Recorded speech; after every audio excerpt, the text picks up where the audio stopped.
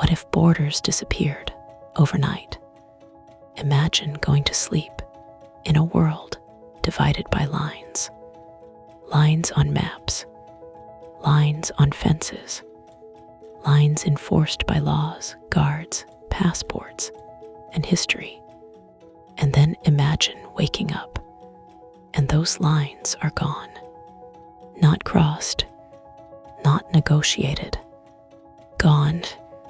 No checkpoints, no visas, no customs gates.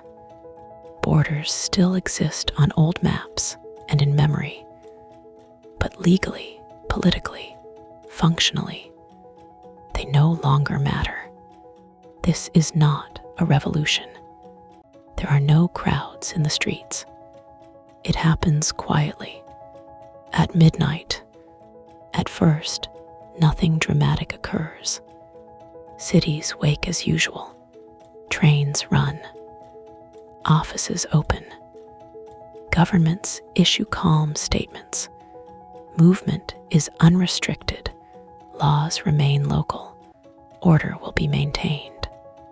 Airports are the first to feel it. Flights land, but no one checks passports. A traveler from Lagos walks out next to someone from Oslo. A family from Damascus enters Paris without documents. No one stops them because no one legally can. For the first time in modern history, birthplace loses its immediate power, and that changes everything. Economically, the shock is immediate. Millions move not in chaos, but with intention. Nurses leave underfunded hospitals for places that need them. Construction workers follow demand. Engineers, teachers, farmers, caregivers, labor flows toward opportunity like water finding its level. Some countries experience sudden growth. Others experience sudden emptiness. Wages shift. Housing markets strain. Cities expand faster than they can plan. Rural areas shrink. Governments realize that without borders, competition is no longer just global in trade. It is global in people.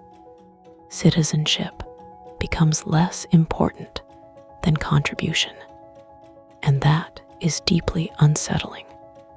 Politically, borders were never just lines. They were promises. Promises of protection.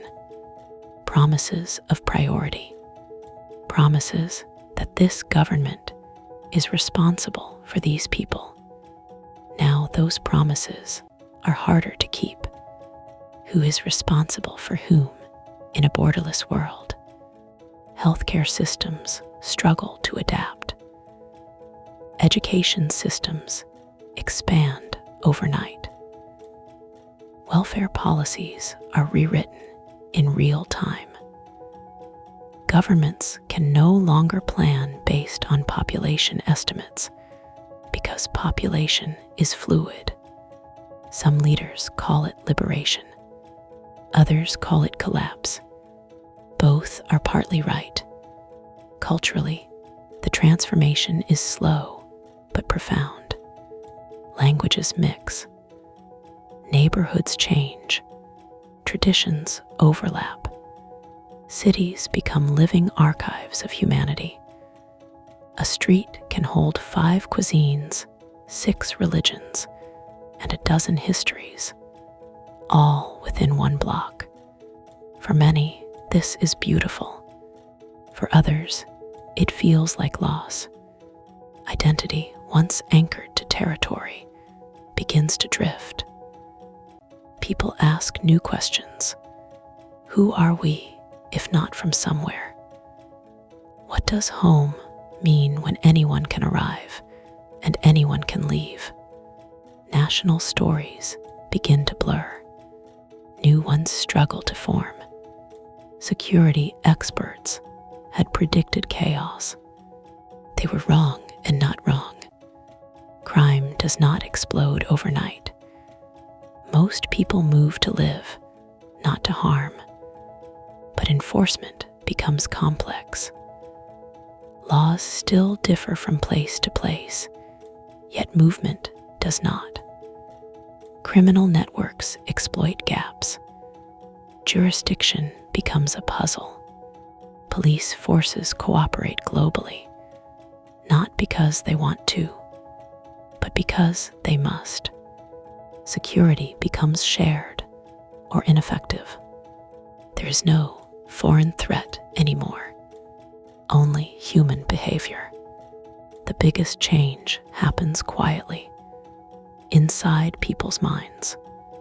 Fear loses its direction. For decades, borders made fear simple, us versus them. Now them lives next door, works beside you, eats with you. It is harder to demonize someone when they are ordinary, but it is also harder to feel special. Privilege becomes visible. Inequality becomes undeniable. You can no longer pretend that suffering is far away, because it is. Some regions flourish, others struggle. Without borders, weak governments cannot hide behind sovereignty. Corruption becomes harder to mask. People leave bad systems quickly. Power is no longer protected by geography. This ye have, and this Alonia half forces reform. Not everywhere, but often enough. And then there is the question, no one asked loudly enough. What happens to nationalism? It doesn't disappear. It changes. Flags remain. Cultures remain. Pride remains. But nationalism loses its sharpest edge, exclusion. You can celebrate who you are without legally rejecting who others are. Some resist this fiercely. They build walls in law, in economics, in language. Not borders, but barriers. Because borders were easy. Living without them requires maturity. Years later, historians debate whether it was worth it. They note the instability, the overcrowded cities, the systems stretched thin, but they also note something else. Wars between states decline, not because humans become peaceful, but because the concept of foreign loses meaning. Conflicts still exist, but they are internal, political, social, not territorial. You cannot invade a place you already share. In the end, the world without borders is not a utopia. It is messy, unequal, difficult, but it is honest. It forces humanity to confront itself without the comfort of lines on a map. No distant others, no sealed responsibilities, just people moving, choosing, adapting, and perhaps the most unsettling realization of all.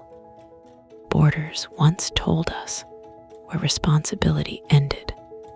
Without them, responsibility has nowhere to stop. And the question is no longer who belongs here, but something far more challenging. How do we live together when everywhere is possible?